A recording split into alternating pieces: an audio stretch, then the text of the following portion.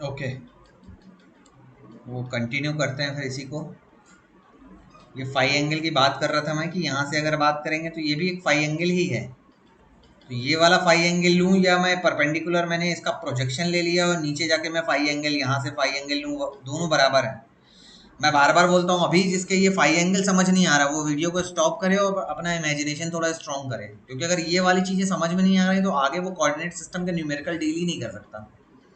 अब देखो फिर आपको एक एक यहाँ पे बात बताता हूँ। देखिए ये मैंने क्या लिखा है, पी एक्स वाई जेड लिखा हुआ है equal to P rho phi z लिखा हुआ है। इसका ये मतलब नहीं, अगर कोई कहता है मुझसे it mean sir X equal to rho, तो मैं बोलूंगा no, this is not right. ये मेरा मतलब जो मेरा पी पॉइंट है वहां पर वो चाहे एक्स वाई जेड में मैं डिफाइन कर सकता हूँ, चाहे मैं रो फाई जेड में डिफाइन कर सकता हूँ। ये मेरा कार्टिशियन प्लेन है, ये एक्स वाई जेड वाला, ये मेरा सिलेंड्रिकल प्लेन है। तो ये मेरे पास फ्रीडम है कि मुझे जिसमें डिफाइन करना है मैं डिफाइन कर सकता हूँ। बट अगर पैरामीटर इक्वल होते that is not the chance, वो चांस नहीं है कि पैरामीटर। तो चलिए आ जाते हैं, फिर मैंने कहा ये क्या है, वह एन से अगर आप पी तक जाएंगे तो ये क्या आप रो कवर कर रहे हैं, it means you are covering the radius. इसी का प्रोजेक्शन अगर मैं नीचे ड्रॉ करूं तो ओ एम, ओ से आप चलना शुरू करें और एम तक आप आए तो क्या ट्रेवल कर रहे हैं आप, रो। तो मतलब कि अगर मैं एक लाइन यहाँ पे लिखना चाहूँ कि N P equal to O M, तो ये गलत नहीं होगा, और दोनों की वैल्यू क्या होने वाली है, ये रो होने वाली है। अब देखिए क्या हो रहा है कि मैंने एम से एक पर्टिकुलर परपेंडिकुलर एक लाइन ड्रॉ की है। ये देखिए मैंने एक डॉटेड लाइन ड्रॉ की है, ब्लैक कलर में दिख रही होगी आपको, ये देखिए। और ये कहाँ पर ड्रॉ की है मैंने, ये वाई एक्सिस पे ड्रॉ की है। अब वाई एक्सिस पे अगर ड्रॉ कर दिए तो ये वाला जो एंगल बनने वाला है, ये एंगल कितना होगा, ये 90 डिग्री का एंगल होगा। अब ये आपको समझ में आना चाहिए क्योंकि मैं 3D की बात करने वाला हूँ। इसी तरह आप ये अगर एम प्लेन से आप एक्स एक्सिस पे जो परपेंडिकुलर एक लाइन ड्रॉ करेंगे, ये एंगल कितना होगा, 90 डिग्री।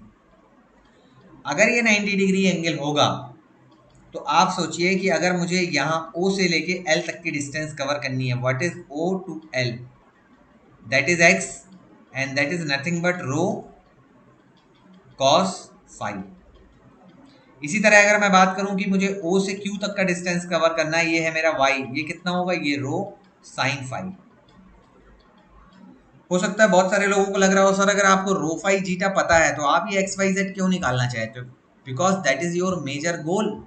हमारे सिलेबस में यही तो मेंशन है कि ट्रांसफॉर्मेशन, आप कैसे एक कोऑर्डिनेट से दूसरे के कोऑर्डिनेट निकाल सकते हो, and that is our task to do that. अब मुझसे कोई पूछेगा कि ये जेड एक्सिस का जेड क्या है, ये, तो मैं बोलूंगा भाई मैं एम से चलना शुरू किया और पी तक पहुंचा, मतलब ये कि अगर आप मुझसे बोलेंगे कि एम पी का डिस्टेंस कितना है तो मैं बोलूंगा जेड। आप बोलेंगे किस कोऑर्डिनेट में है सर, ये सिलेंड्रिकल में है या कार्टेशियन प्लेन में, तो मैं बोलूंगा दोनों में। Why, because in Cartesian plane and cylindrical plane z are same. क्योंकि आप देखिए फिर से मैं उसी बॉटल को दिखाना चाहता हूँ, ये सिलेंड्रिकल है, अगर आपको इस सरफेस से लेके ऊपर इस सरफेस पे जाना है तो आपको कितना जेड डायरेक्शन में ट्रेवल करना पड़ेगा, और आप एक्स वाई जेड प्लेन में भी जब ऊपर जाते हैं तो जेड डायरेक्शन में प्लेन करते हैं, इसलिए इसका जेड कार्टेशियन प्लेन का जेड और सिलेंड्रिकल का जेड बोथ आर सेम। तो ये वाली बातें जो है मैं थोड़ी सी आपसे जरूर करना चाहूंगा। अब एक और बात मैं बात करूंगा कि अगर आपको ये दो से आपको कोई रो की वैल्यू पूछता है कि what is the value of rho, तो मैं बोलूंगा अगर आपको एक्स और वाई की वैल्यू पता है तो आप रो की वैल्यू निकाल सकते हैं, बिकॉज ये जो एंगल है हमारा यहाँ से लेके यहाँ तक, ये यही तो वाई है, ओ क्यू। और ये हमारा एल से लेके अगर मैं चलना शुरू करूँ और यहाँ से यहाँ तक जाऊँ तो यही तो मेरा वाई है, और वाई बराबर क्या है, रो साइन फाई है। तो अगर मैं रो को निकालना चाहूंगा तो मैं under root x square plus y square लिख सकता हूँ, बिल्कुल लिख सकता हूँ। अब कुछ स्टूडेंट को लगेगा सर हमें यह फॉर्मूला याद करना है, नहीं, आपको मेरे सब्जेक्ट में कुछ भी याद नहीं करना है, लेकिन आपको अपना दिमाग बिल्कुल इस्तेमाल करना है।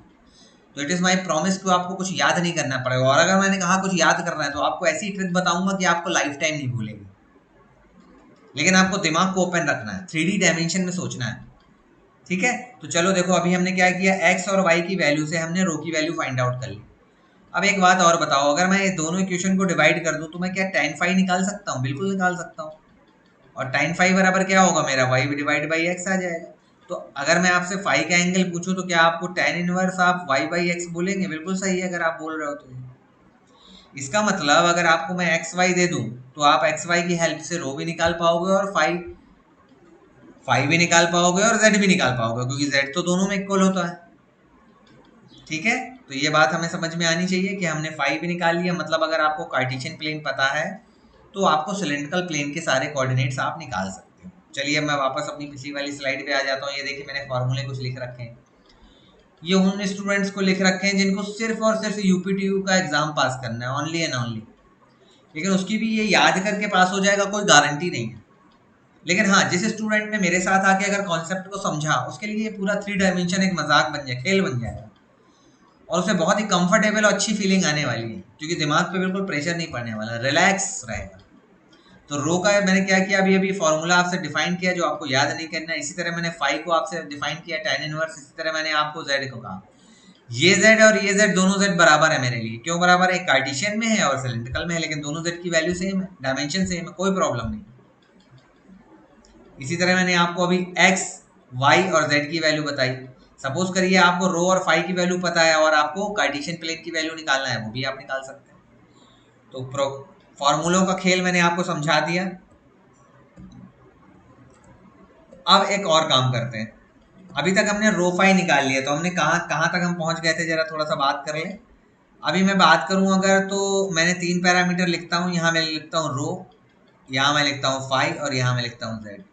Equal to equal to equal to. अब ये एक्स और वाई के फॉर्म में भी लिखे हुए हैं। इसको लिखना है तो मैं रूट के फॉर्म में लिख सकता हूँ, जैसे कि इसको मैं लिख सकता हूँ x square plus y square, वही पुरानी बात। फाई को मैं tan इनवर्स के फॉर्म में लिख सकता हूँ, tan inverse y by x. Z को मैं जेड लिख सकता हूँ। इसी तरह अगर आप मुझसे कहेंगे कि सर आप एक्स वाई जेड लिखिए, तो मैं लिखूंगा equal to equal to equal to. X को मैं लिखूंगा रो कॉस फाई, वाई को मैं लिखूंगा रो साइन फाई, और इसको मैं लिखूंगा जेड। अब एक और सवाल मेरे आता है कि सर आप ए जेड की वैल्यू कैसे निकालेंगे या ए एक्स की वैल्यू कैसे निकालेंगे। तो देखिए, ये मैंने लिखा है ए एक्स, ये मैंने लिखा है ए वाई और ये मैंने लिखा है ए जेड। ये मुझे वैल्यू लिखना है, ए जेड, ए वाई और ए जेड। अब अगर ये वाली वैल्यूज मुझे लिखना है तो मुझे इसका बहुत बड़ा फॉर्मूला याद करना पड़ेगा, जो मैट्रिक्स है। उसी के फॉर्मूले को आज मैं आपके सामने आसान बनाने वाला हूँ। ये मैंने एक मैट्रिक्स लिख दी, और आपको क्या मालूम है, सपोज करिए अगर आपको रो पता है, आपको ए फाई पता है और आपको ए जेड पता है। अब अगर कोई स्टूडेंट मुझसे बोलता है सर ए रो बराबर ए एक्स होता है, तो मैं बोलूँगा भाई उसका कॉन्सेप्ट बहुत वीक है। बार बार मैं बताना चाहूँगा, पहले आप थोड़े से जो है अपने कॉन्सेप्ट को कर लीजिए थोड़ा ठीक ठाक। और ये लीजिए, मैंने थोड़ा इंक बदल देता हूँ, आसानी रहेगी। अब मुझे इसको डायमेंशन में लिखना है, कैसे लिखूंगा मैं? देखो, ये मैंने लिख दिया है ए एक्स ए वाई और ए जेड, और यहाँ पर मैंने लिख लिया है ए रो ए फाई ए जेड। मतलब आपको ए रो ए फाई और ए जेड आपको पता है, लेकिन आपको फाइंड आउट क्या करना है, ए एक्स ए वाई और ए जेड निकालना। तो सबसे पहले वाली रो में मैं एज इट इज ये लिख दूंगा, A phi cos phi sine phi, और ये मैंने लिख दिया कॉस फाई, ये मैंने लिख दिया साइन फाई, और यहाँ लिख दिया मैंने 0। वाई, यहाँ पे तो कोई एंगल ही नहीं है, तो z इक्वल टू जेड रहेगा। थोड़ा सा दिमाग लगाते हुए चीज़ों को याद करना है। अब देखो, ये तो मैंने आपको x लिख दिया, अब आगे क्या करना है मुझे, ये तो मैंने रो के लिए लिख दिया, ये ए रो था। अब अगला क्या है, ए फाई है, यहाँ दिख रहा है सेकेंड टर्म ए फाई। तो मैं क्या करूँगा, यहाँ से मुझे दूसरी रो लिखनी है, तो मैं क्या करूँगा, डी बाई डी रो का डी फाई कर दूंगा। अब जब मैंने डी बाई डी फाई कर दिया, तो ये कॉस क्या बन जाएगा मेरा, माइनस का साइन फाई बन जाएगा। साइन क्या बन जाएगा मेरे लिए, कॉस का फाई बन जाएगा। 0 तो मेरा एज इट इज रहेगा। अब मुझे निकालना है ए जेड। ए जेड के लिए क्या करूंगा मैं, फिर इसी वाली लाइन को क्या करूंगा मैं, डी बाई डी जेड कर दूंगा। तो यहाँ तो z का टर्म नहीं है, तो डिफरेंशिएशन करेंगे तो क्या बचेगा, 0 बचेगा। कॉस का डिफरेंशिएशन करेंगे तो 0 बचेगा। 0 का डिफरेंशिएशन नहीं, लेकिन z इक्वल टू जेड होता है, मुझे मालूम है, इसलिए मैं यहाँ पर 1 लिखूंगा। ठीक है। तो अब कुछ लोगों को लग रहा होगा सर आपने ये फार्मूला हमें इस ट्रिक से याद करना क्यों बताया। मैंने इसलिए बताया क्योंकि 99.99% स्टूडेंट इस फार्मूले को भूल जाते हैं और एग्जाम में फिर याद नहीं होता ये वाला फार्मूला। इवन मुझे भी याद नहीं होता था, लेकिन जब से मैंने ये ट्रिक लगाई है मुझे हमेशा याद रहता है। तो आप भी इसी को फॉलो करिए। तो देखिए मैंने आपको x निकालना बता दिया, मैंने z y निकालना और z निकालना बता दिया। अगर आपको रो और फाई पता है, उसके बाद अगर आपसे पूछे ax ay az की वैल्यू पूछी जाए तो आप वो भी निकाल सकते हैं। ये देखिए ax ay और az निकाल सकते हैं बहुत आराम से। अब मैं उस पर आ जाता हूँ थोड़ा सा।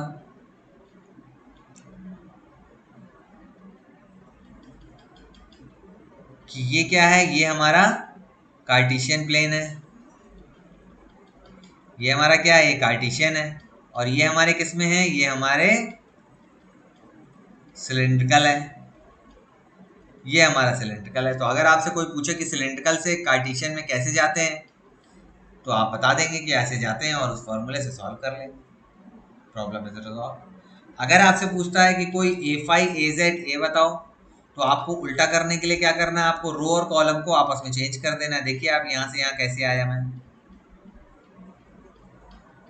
यहाँ से यहाँ आने का रास्ता बहुत आसान है। देखिए जो भी मेरा यहाँ पे पहले कॉलम था ए कॉस फाई माइनस ए साइन फाई और जीरो, इसको उठा के कहाँ कन्वर्ट कर दिया मैंने, देखिए इसको मैंने कॉलम में बदल दिया। तो रो को क्या किया मैंने, पहली वाली रो को उठा के इसको मैंने कॉलम में चेंज कर दिया। इसी तरह दूसरे वाले रो को उठा के मैंने कॉलम में चेंज कर दिया, तीसरे वाले रो को उठा के कॉलम में चेंज कर दिया। तो इस तरह से अगर आप चेंज करेंगे तो ये क्या है, मुझे सिलिंड्रिकल प्लेन में अगर मुझे ये सिलिंड्रिकल चाहिए तो मिल जाएगा। क्या दिया होगा, अगर मुझे कार्टेशियन दिया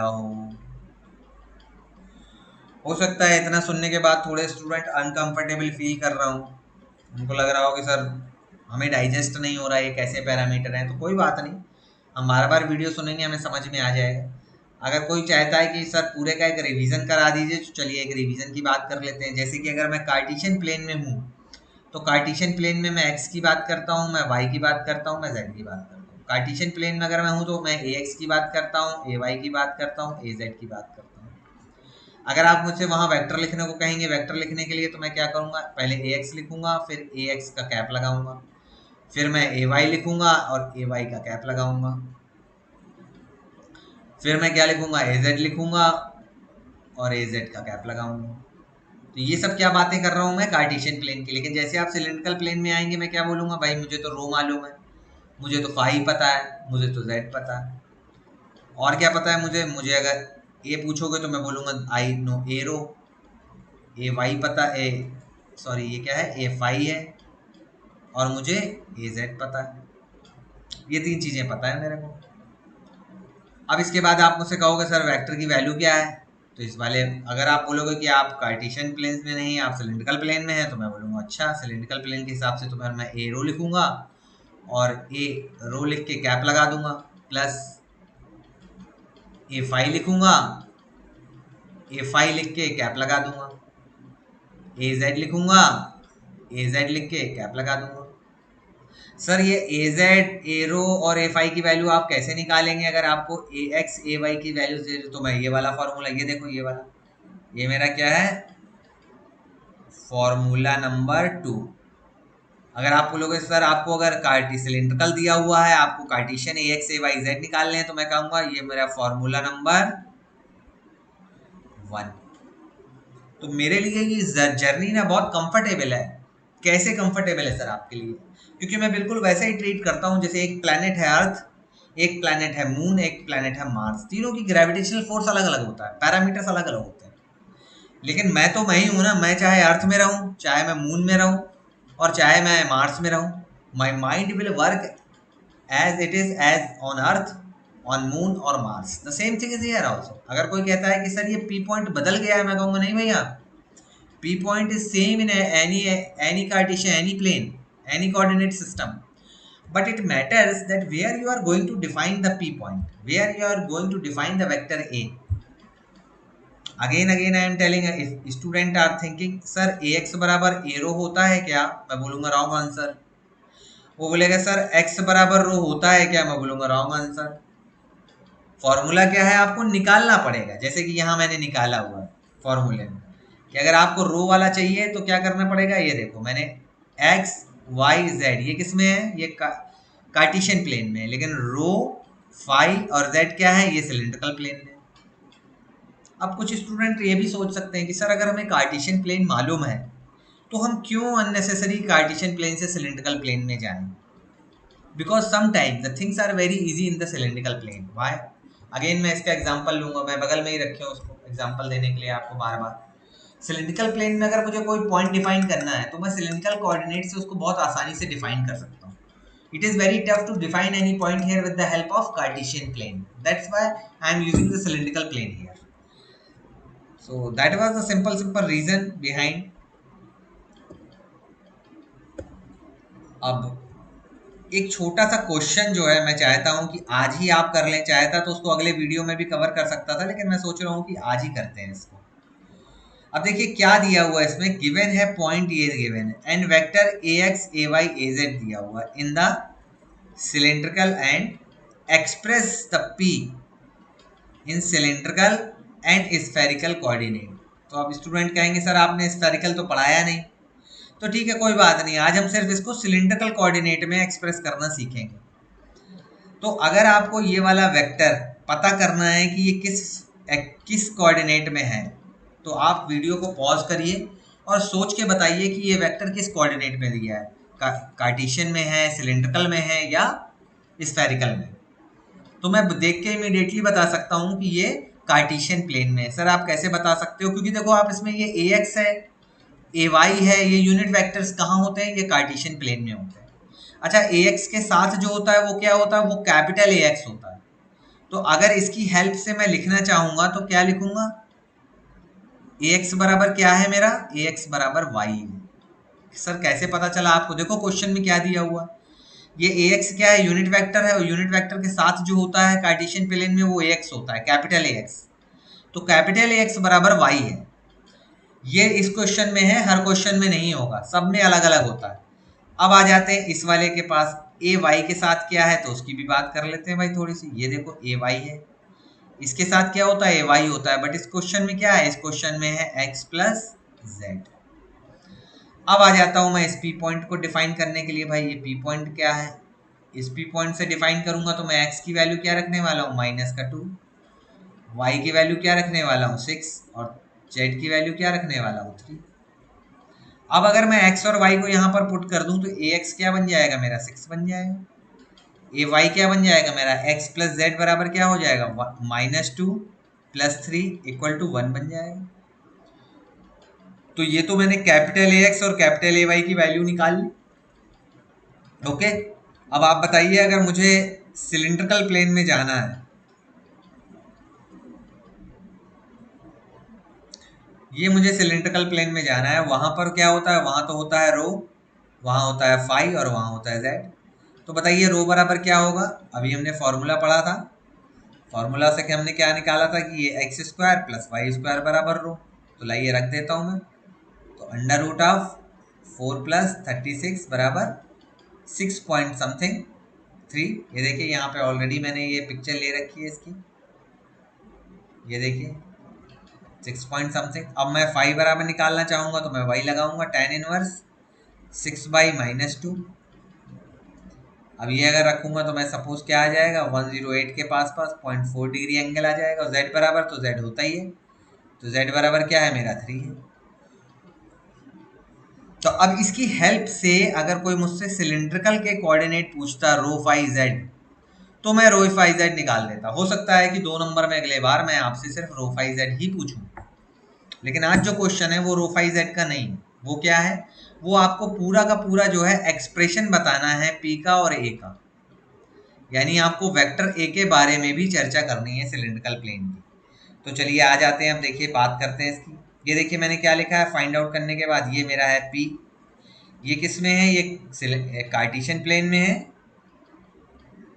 कार्टेशियन प्लेन में है तो ये क्या होगा? ये x होगा, ये y होगा और ये z होगा। और ये मेरा क्या है? ये मेरा सिलिंड्रिकल प्लेन में है। तो सिलिंड्रिकल प्लेन में अगर आ जाऊंगा तो मैं क्या होगा? ये मेरा रो है, ये मेरा फाई है, ये मेरा z है, z 3 है, फाई 108.4 है। अब कोई कहेगा सर ये क्या है? तो ये है स्फेरिकल। अब स्पेरिकल को अभी मैं डिस्कस नहीं कर रहा, जब आपको स्पेरिकल सिस्टम पढ़ाऊंगा तब बताऊंगा ये कैसे निकाला गया। डन। अब आ जाते हैं कि ये क्या है। अब मैं कार्टेशियन प्लेन की बात करता हूँ। कार्टेशियन प्लेन में क्या गिवन है ये देखो आप, मैं ऊपर आ जाता हूँ, ये देखो कार्टेशियन प्लेन है। कार्टेशियन प्लेन में आपको गिवन है ए वेक्टर, और ए वेक्टर आपको कितना गिवन है, वाई ए एक्स प्लस जेड इंटू ए वाई, ये आपको गिवन है। चलो इसको और थोड़ा सा सॉल्व कर लेते हैं, तो y की वैल्यू रख देते हैं। y की वैल्यू ये क्या है गिवन है कार्टेशियन में, ये देखो यहाँ पर y बराबर 6 गिवन है, तो क्या मैं यहाँ 6 लिख सकता हूँ? बिल्कुल, आपकी परमिशन से लिख रहा हूँ भाई, समझ में आना चाहिए। प्लस अब बताओ x प्लस जेड क्या है, x प्लस जेड बराबर 1 है, तो मैं 1 लिख देता हूँ। अब ए वाई को मैं ए वाई एज इट इज लिख देता हूँ। ये तो ये क्या वेक्टर निकल के आया मेरा, ये मेरा 6ax प्लस ए वाई निकल के आया, लेकिन ये किस प्लेन में है, ये है कार्टेशियन प्लेन में। तो फिर देखो लास्ट वाली लाइन देखो यहाँ पे, in the Cartesian system A P बराबर एट पी, वेक्टर की वैल्यू क्या है, इतनी है। अब मेरे को बताओ कि आपको तो कार्टेशियन प्लेन में नहीं पूछा, उसने तो पूछा है कि भाई आपका मुझे तो चाहिए किस में, ये तो मुझे सिलेंड्रिकल प्लेन में चाहिए। चलो तो सिलेंड्रिकल की बात कर लेते हैं। तो अगर आपको ये मुझे सिलेंड्रिकल प्लेन में चाहिए, क्या चाहिए मुझे, ए की वैल्यू सिलेंड्रिकल प्लेन में चाहिए, तो मुझे निकालना पड़ेगा A X, sorry A rho cap plus A phi cap plus A Z cap. Each and every student must understand कि अगर मुझे ये सिलेंड्रिकल में चाहिए पूरा वेक्टर, तो मुझे वेक्टर का हर कंपोनेंट निकालना पड़ेगा। एक कंपोनेंट है ए रो, और एक कंपोनेंट है ए फाई, एक कंपोनेंट है ए जेड, तीनों कंपोनेंट निकालने पड़ेंगे। ये हम कैसे निकाल सकते हैं, चलिए थोड़ा एक स्लाइड पीछे चलते हैं। ये देखिए इसमें मैंने क्या लिख रखा है, फॉर्मूला नंबर 2। तो आज मैं कौन सा यूज करने वाला हूँ, फॉर्मूला नंबर 2 यूज करने वाला हूँ। ये देखिए मैंने वही फार्मूला नंबर 2 है, वही आपको एज इट इज यहाँ पे कॉपी कर रखा है, फार्मूला नंबर 2। आप ध्यान से देखिए, ये मैंने फार्मूला नंबर 2 कॉपी कर रखा है। मुझे चाहिए ए रो, मुझे चाहिए एफ आई, मुझे चाहिए ए जेड, और यहाँ पर क्या लिखना है मुझे, ये क्या है, ये वैल्यू क्या है, ये है वैल्यू ए एक्स की, ये क्या वैल्यू है, ये है वैल्यू ए वाई की, ये है वैल्यू ए जेड की। ए एक्स ए वाई ए जेड की वैल्यू मेरे ऊपर गिवन है, तो क्या करने वाला हूँ मैं, इससे की हेल्प से मैं और इसको मल्टीप्लाई कर दूंगा। देखो ये पूरी की पूरी मैट्रिक्स को मल्टीप्लाई कर दूंगा। अब कोई बोलेगा सर ये मैट्रिक्स तो मेरे को याद नहीं है, भूल गई, उसकी ट्रिक मैं आपको ऑलरेडी बता चुका हूँ। अब आप अगर इन तीनों को एज इट इज मल्टीप्लाई करेंगे तो देखेंगे कि एरो बराबर क्या हो जाएगा, y cos five x plus z into sine five, इससे आपका एरो निकल आएगा। फिर आप ए फाई की वैल्यू भी निकाल सकते हैं, फिर आप ए जेड की वैल्यू तो जीरो है, क्यों, क्योंकि ए जेड की वैल्यू यहाँ भी जीरो है, तो यहाँ भी जीरो आ। चलिए आगे बढ़ते हैं। अब देखिए रो की वैल्यू, ये तो मैं पहले ही निकाल चुका हूँ, अंडर रूट ऑफ 40। देखिए ये अंडर रूट ऑफ 40 है, ये कहाँ से आ गई, ये वही पुराने फॉर्मूले से, under root of x square plus y square बराबर 6 पॉइंट समथिंग 32 वैल्यू आ रही थी आपकी, यही आपने पहले भी निकाली है। यहाँ पे देखिए चेक करिए, ये वैल्यू 6.3 समथिंग आ रही है अंडर रूट 40, यही वैल्यू मेरी यहाँ पर आ रही है अंडर रूट 40। तो ये मैंने रो निकाल लिया, इसी तरह मैंने tan फाई निकाला था, वो भी निकाल लिया। अच्छा अब आप बताइए, अगर आपको tan फाई पता है तो क्या आप cos फाई निकाल सकते हैं? यस आप निकाल सकते हैं। तो आप cos फाई निकाल सकते हैं, यस आप निकाल सकते हैं। sin फाई निकालना है तो आप निकाल सकते हैं, यस आपको निकाल सकते हैं। तो sin फाई और cos फाई की वैल्यूज जब आ जाएंगी तो इन दोनों को क्या करना है, हमको पुराने वाले फॉर्मूले में रख देना। देखिए यहाँ पर क्या हुआ है, इसमें cos फाई है, इसमें sin फाई है, इसमें x है, z है, तो आपको sin फाई और cos फाई की वैल्यू भी पता होना चाहिए, अदरवाइज आप कैसे वैल्यू फाइंड आउट करोगे। तो आपने tan फाई तो निकाल लिया, sin फाई और cos फाई की वैल्यू निकाल के भी रख दीजिए। तो क्या आ जाएगा हमारा, ये देखिए a का वेक्टर आ गया, ये पूरा का पूरा आप सॉल्व करोगे तो ये आ जाएगा आपका ए रो। तो देखिए माइनस का 6 बाई अंडर रूट 40, ये मेरा क्या है ये वाली वैल्यू क्या है मेरी, ये है मेरी वैल्यू ए रो। ये वैल्यू आपकी माइनस का 38 डिवाइड बाई √40, ये क्या है आपका, ये है मेरा ए 5। तो ये मेरी दो वैल्यूज हैं जो अलग अलग मैंने फाइंड आउट की, इससे मैंने वेक्टर निकाला हुआ है। ओके, तो एक न्यूमेरिकल मैंने सॉल्व किया है और असाइनमेंट में बहुत सारे ऐसे न्यूमेरिकल्स आपको मिल जाएंगे। लेकिन मॉरल ऑफ द स्टोरी क्या है, मॉरल ऑफ द स्टोरी क्या बहुत सारे न्यूमेरिकल्स लगाना है, मॉरल ऑफ द स्टोरी क्या बहुत सारे फॉर्मूले को याद करना है, मॉरल ऑफ द स्टोरी मैंने जो आपको फॉर्मूला याद करवाने वाली ट्रिक समझाई है वो है moral of the story. Sir what is the moral of the story, तो मॉरल ऑफ द स्टोरी अगर कोई मुझसे पूछेगा तो मैं एक ही बताऊंगा कि भाई ये मैंने देखो अभी लिखने वाला हूं यहाँ पे मॉरल ऑफ द स्टोरी, ये मेरा क्या है, ये मेरा कार्टेशियन प्लेन है और ये मेरा सिलेंड्रिकल प्लेन है। कार्टेशियन प्लेन में होता है मेरा एक्स वाई और जेड, सिलेंड्रिकल में होता है मेरा रो फाई और जेड, इसमें होता है मेरा ए एक्स ए वाई और ए जेड, इसमें होता है मेरा ए रो ए फाई और ए जेड। अब ये पैरामीटर्स को अगर कार्टेशियन से मुझे यहाँ जाना है तो मेरे पास रो का फाई का फॉर्मूला है जिससे मैं फाइंड आउट कर सकता हूँ। अगर मुझे आप कार्टेशियन के ये ए एक्स ए वाई ए जेड दे देंगे तो मैं ए रो और ए फाई और ए जेड का फॉर्मूला लगा के वैल्यूज निकाल लूँगा। तो ये दो अलग अलग प्लेन है जिसको मैं कभी भी आप मुझे सिलेंड्रिकल से कार्टेशियन या कार्टेशियन से सिलेंड्रिकल में ट्रांसफर करवा सकते हैं, मैं फॉर्मूले लगा के वैल्यूज निकाल देता हूँ। बट अगर किसी स्टूडेंट को ये लगता है कि सर एक्स बराबर रो है या वाई बराबर फाई है या सर ए एक्स बराबर एक्स है या उसको लगता है कि सर ए रो बराबर ए एक्स है या उसको लगता है कि ए फाई बराबर ए वाई है, ऐसा कुछ लगता है उसको, तब उसको क्या करना है, ये मेरा सारा वीडियो देखना, उसको बंद करना है पहले और उसको थोड़ा सा अपना इमेजिनेशन पावर को स्ट्रॉन्ग करना है। कैसे, इस सिलेंडर को इमेजिन करो, इसके रेडियस को इमेजिन करो, इसके एंगल को इमेजिन करो, इसकी हाइट को इमेजिन करो और मेरे पहले वाले वीडियो पे चले जाओ। क्योंकि ये जो अगर कोई आप समझ रहे हो कि ये सब कुछ आपको लगता है कि ऐसा है, तो ये मैं बोलूंगा this is a wrong concept.